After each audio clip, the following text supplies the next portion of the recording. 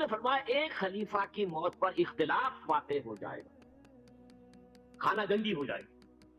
فَيَخْرُجُ رَجُلٌ مِّنْ أَهْلِ الْمَدِينَةِ هَارِبًا إِلَىٰ مَكَّةَ، پھر مدینے کے لوگوں میں سے ایک شخص نکلے گا، بھاگے گا اور جا کر پناہ لے گا اور چھپ جائے گا مکے میں۔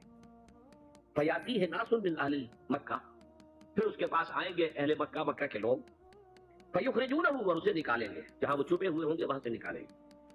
وَهُوَ كَارِهٌ، اور وہ بالکل اس کو پسند نہیں کر رہے ہوں گے، نہ وہ خواہش مند ہوں گے کہ ان کو ہاتھ پر بیعت کی جائے، نہ وہ یہ چاہیں گے کہ وہ میدان میں آئے اور ان کو جو ہے اپنا لیڈر مانا جائے۔ وَهُوَ كَارِهٌ فَيُبَايِعُونَهُ بَيْنَ الرُّكْنِ وَالْمَقَامِ، لیکن لوگ جو ہے پھر اصرار کے ساتھ ان کے ہاتھ پر بیعت کریں گے رکن اور مقام کے درمیان۔ رکن وہ کونا ہے خانہ کعبہ کا جس میں حجر اسود لگا ہوا ہے، اور مقام ابراہیم جو ہے، ان دونوں کے مابین جو یہ علاقہ ہے یہاں پر وہ بیٹھ ہے۔ وَيُبْعَثُ إِلَيْهِ بَعْثٌ مِّنَ الشَّامِ، ان کے خلاف ایک لشکر بھیجا جائے گا شام سے۔ نہیں کہا جا سکتا کہ باسی حکومت اس وقت کی جو ہے اس کی طرف سے کوئی مسئلہ اس طرح کا اٹھ کھڑا ہو، اس لیے کہ ابھی دوبارہ باسی حکومت وہاں ہے۔ فَيُخْسَفُ بِهِمُ بِالْبَيْضَاءِ بَيْنَ مَكَّةَ وَالْمَدِينَةِ، پھر اللہ تعالیٰ اس لشکر کو مکے اور مدینے کے درمیان وادی بیضاء میں دھسا دے گا زمین کے اندر، پورے کے پورے لشکر۔ فَإِذَا رَأَى النَّاسُ ذَلِكَ، جب لوگ یہ دیکھیں گے اتنی بڑی نشانی ظاہر ہو گئی، أَتَاهُ أَبْدَالُ الشَّامِ وَعَصَائِبٌ مِّنَ الْعِرَاقِ فَيُبَايِعُونَهُ، اب شام سے سارے کے سارے جو اولیاء اللہ ہیں وہ بھی آئیں گے، اور عراق سے جوق در جوق لوگ آئیں گے اور ان سے بیعت کریں گے۔ وَيَعْمَلُ فِي النَّاسِ بِسُنَّةِ نَبِيِّهِ، پھر وہ عمل کریں گے لوگوں کے مابین، حکومت کریں گے اپنے نبی کی سنت کے مطابق۔ وَيُلْقِي الْإِسْلَامُ بِجَنَانِهِ، اور اسلام اپنی گردن زمین پر ٹکا دے گا۔ وَالْأَرْضَ فِي الْأَرْضِ زمین میں، فَيَلْبَسُ 7 سنین، پھر وہ 70 برس تک حکمران رہیں گے، 7 برس تک حکمران رہیں گے۔ ثم يتوفى، پھر ان کا انتقال ہوگا، ويصلي عليه المسلمون، اور مسلمان ان پر نماز پڑھیں گے۔ یہ جو میں نے آپ کے سامنے نقشہ کھینچا ہے، اس سے اب میں ایک نتیجہ نکالتا ہوں، اسے بھی میرا گمان کہیے، اختلاف بھی کر سکتے ہیں آپ، اگر اس کو وزنی سمجھے تو قبول بھی کر سکتے ہیں۔ وہ یہ ہے کہ میرے نزدیک شاہ فہد کے انتقال پر لا محالہ یہ صورتحال پیدا ہو جائے۔ ولی عہد وہاں ہے عبداللہ بن عبدالعزیز، امریکہ کو وہ پسند نہیں کرتے اور امریکہ انہیں پسند نہیں کرتا، یہ بالکل تشخص بام ہے۔ امریکہ نے لازماً جس طریقے سے اپنے پنجے گاڑے ہیں سعودی عرب کے اندر، اپنا فوجی اڈا بنایا ہے، تو آسانی کے ساتھ وہاں سے اپنے پنجے ہٹانے کے لیے تیار نہیں۔ ایک حدیث میں آتا ہے قرن الشیطان، نجد سے شیطان کا سینگ برآمد ہوگا، وہ شیطان کا سینگ ہے، جو میزائل وہاں پر لگے ہوئے ہوں گے اس وقت، در حقیقت وہ سارے کے سارے جو ہیں وہ شیطان کے سینگ ہیں۔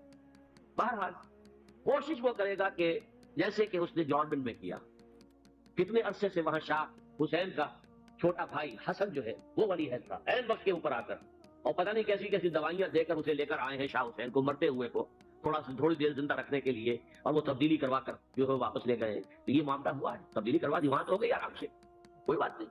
بحرین میں بھی غالباً ایسا ہی معاملہ ہوا ہے، واللہ عالم، مجھے یاد پڑتا ہے کہ وہ چاہتے ہیں کہ ہمارا پسند کا آدمی آئے۔ اگر سعودی عرب میں یہ کام کیا گیا تو اس کا لازمی نتیجہ خارجگی ہو، اس لیے کہ وہاں کی روایت یہ بڑی سخت ہے، بڑی پختہ ہے۔ پھر یہ کہ وہاں جو ہے امیر عبداللہ جو ہے، جو وہاں پر اگرچہ سپہ سالار وہ نہیں ہے، کمانڈر ان چیف وہ نہیں ہے، کمانڈر ان چیف تو کوئی اور ہے، لیکن الحرس الوطنی جو ہے، نیشنل گارڈز، بہت بڑی فورس ہے وہ، اصل بیڈوئن فورس جو ہے صحرا کے لوگوں کی عرب فورس، وہ در حقیقت الحرس الوطنی ہے، نیشنل گارڈ ہے، اور اس کا کمانڈر ان چیف یہ ہے امیر عبداللہ۔ تو لازماً یہ شکل جو ہے پوری ہو کر رہے گی۔ جیسے ہی یہ معاملہ ہوا شاہ فہد کے انتقال کا، تو یہ اختلاف ہوگا، خانہ جنگی ہوگی، پھر کوئی اللہ کا بندہ جو ہوگا، میرے نزدیک، میں آج سے کوئی 6-7 سال پہلے سالانہ اجتماع تھا تنظیم اسلامی کا راولپنڈی میں، میں نے اس وقت وہاں کہا تھا، اس سے ذرا اخبارات میں بھی کچھ وہ کنٹروورسی آئی تھی کہ میرے نزدیک امام مہدی پیدا ہو چکے ہیں، ان کے ظہور کا وقت قریب ہے۔ اور اس کی تھوڑی سی بات میں مجھے معلوم ہوا کہ جین ڈکسن غالباً نام ہے امریکن اس کا، جس نے یہ پیشن کوئی خبر دی تھی کہ 1962 میں عالم عرب میں ایک بچہ پیدا ہوا ہے کہ جو وہاں کا نقشہ بدل کر رکھ دے گا۔ یہ جین ڈکسن کی غالباً پیشن گوئی ہے۔ بہرحال مجھے اس کی پیشن گوئی سے کوئی دلچسپی نہیں ہے، میں تو جو احوال دیکھ رہا ہوں، یعنی اسرائیل کا قائم ہو جانا، اور اس کے بعد اب یروشلم کا مسلمانوں کے ہاتھوں سے نکل جانا، اور اب گویا کہ وہ الملحمۃ العظمیٰ جو ہے تلی کھڑی ہے، کہ شیعہ عقائد کے حصار میں بند ہے، اس سے ادھر ادھر ہونا اس کے لیے ممکن نہیں۔ آپ نوٹ کر لیجئے، یہ کتابیں اگر آپ پڑھنا چاہیں تو کتاب الملاحم میں پڑھیے، بدترین عذاب عربوں پر آیا کھڑا ہے، سروں پر کھڑا ہوا۔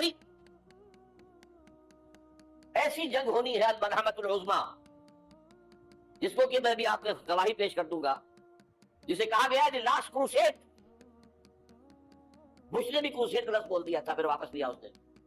نکل جاتی ہے جس کے منہ سے سچی بات مستی میں، فقیہ مصلحت بھی سے اور ہندے بادہ خار اچھا، کروسیڈ کہہ کر پھر واپس لیا۔ یہ کروسیڈ، اس کے اوپر جس قدر نقصان ہونا ہے عربوں کا، گریٹر اسرائیل بنے گا، یہ عراق، شام، اردن، سعودی عرب کا کچھ شمالی علاقہ، ترکی کا جنوبی علاقہ، مصر کا سرائے سینا، اور اس کے ساتھ ہی جو بہترین اس کا زرخیز ترین علاقہ ڈیلٹا آف نائل، یہ سب یہودیوں کے قبضے میں جائے گا۔ اس کو حدیث میں کہا گیا الملحمۃ العظمیٰ۔ عیسائی 80 علم لے کر مسلمانوں کے اوپر حملہ آور ہوں گے، اور ہر علم کے نیچے 12,000 فوج، 9.5 لاکھ فوج۔ یہ نیٹو کی تیاری کس کے لیے ہو رہی ہے؟ جب یو ایس ایس آر کا خاتمہ ہوا تو پوچھا گیا تھا نیٹو چیف سے، اب کس لیے؟ تمہارا وہ دشمن تو ختم ہو گیا، اب ہمیں اسلامک فنڈامنٹلزم سے نپٹنا ہے۔ تو جانتے ہیں خطرہ یہی ہے، اب اسلام ابھر سکتا ہے، مسلمانوں کے سینوں کے اندر وہ آگ ہے، اوپر خاکستر آ گیا ہے، تمہیں اٹھانا بیٹھنا، یہ اندر تو انگارہ ہے، اوپر سے راکھ ہے، اسے دھوکہ نہ کھا جانا ان کے دلوں کے اندر۔ اور بش نے کہا تھا مسلمان چاہتے ہیں کہ ہسپانیہ سے لے کر انڈونیشیا تک نظام خلافت قائم کریں، اور میں حیران ہوا تھا کہ اس کمبخت کو ہسپانیہ کا خیال کیسے آ گیا؟ ہمیں تو کبھی آتا ہی نہیں، ہم تو بھول گئے، وہ تو 500 برس پرانی بات ہے، جبکہ وہاں سے ہمیں نکال دیا گیا تھا۔ اگرچہ اقبال نے کہا تھا ہے ارض فلسطین پہ یہودی کا اگر حق، ہسپانیہ پر حق نہیں کیوں اہل عرب کا؟ ہسپانیہ میں تو 800 سال حکومت کی مسلمان نے، اور ابھی 500 برس ہی گزرے ہیں نا۔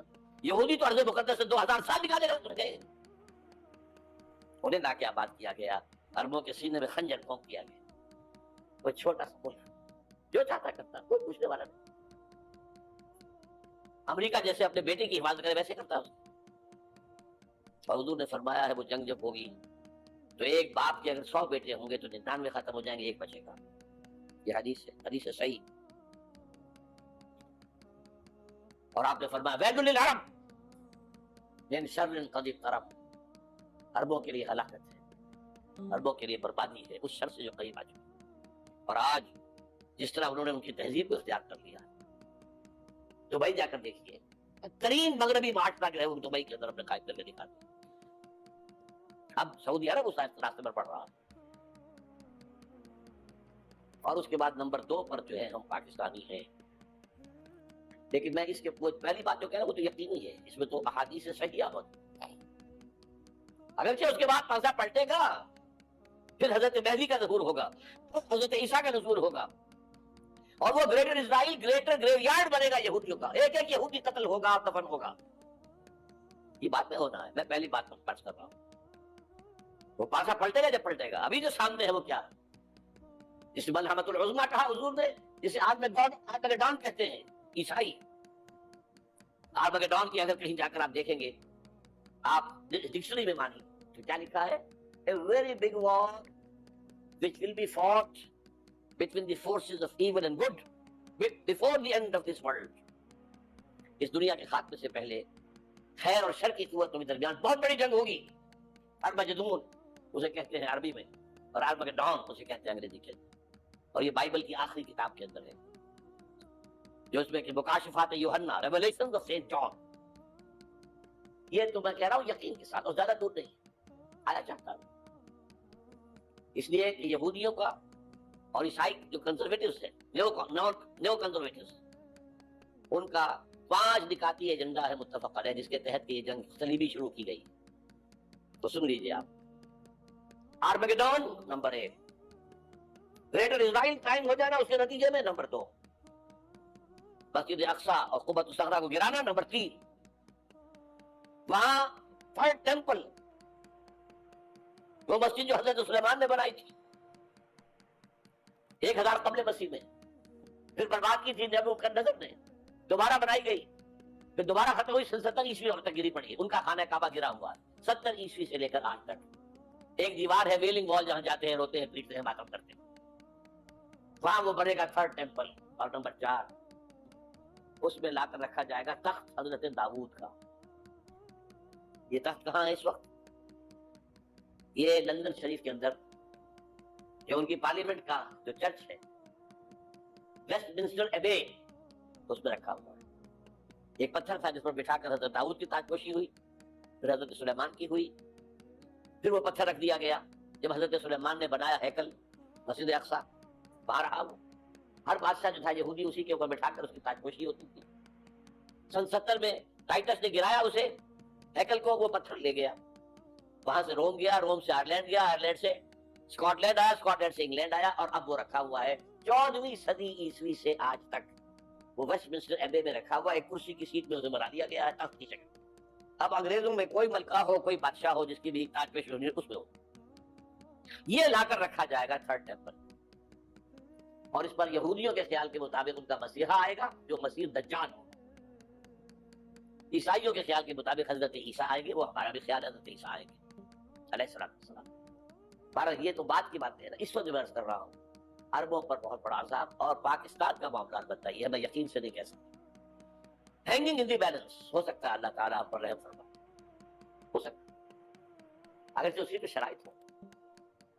جمل کے مالک اگر بنا لے موافق اپنا شعار, اب بھی چمن میں آ سکتی ہے پلٹ کر چمن سے روٹھی بہار. اب ہو سکتا, اور یہ بھی ہو سکتا ہے کہ اللہ تعالیٰ نے معجزانہ طور پر ہمیں ملک دیا, ہم نے اللہ سے بدعہدی کی, وعدہ خلافی کی, غداری کی, لہذا سزا دی جائے اور ہم سے یہ ملک چھین لیا جائے. It's just possible. دور نہ سمجھے, انہونی بات نہ سمجھے. جو گھیراؤ ہو رہا ہے آپ کے مغرب میں نیٹو فورسز اور مشرق میں بھارت فورس اور بھارتی فورسز گدھوں کی طرح بیٹھے ہوئے انتظار کر رہے ہیں پاکستان اور ڈسٹیبلائز ہو جائے, یہاں اور بدامنی ہو جائے. اب لاہور میں پھر آج دھماکے ہو گئے تھے. 2 دن پہلے کا دھماکہ میں سہ کے آیا ہوں, آپ کے سامنے بیٹھا ہوں. وہ جانے بچی نہیں, جو ہماری اکیڈمی کا حشر ہوا میں آپ کو نہیں بتا سکتا. یہ سارا کیوں ہو رہا ہے؟ تاکہ یہاں بدامنی ہو جائے اور ہمیں جواب مل جائے.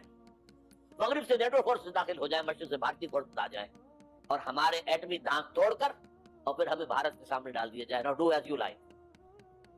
یہ ان کا نقشہ ہے. ہوگا کیا وہ اللہ جانتا ہے, ہوگا وہ جیسا چاہے. لیکن اللہ کا چاہنا جو ہے وہ کس پر منحصر ہے؟ یہاں انقلاب برپا کرو, یہاں اسلام لاؤ.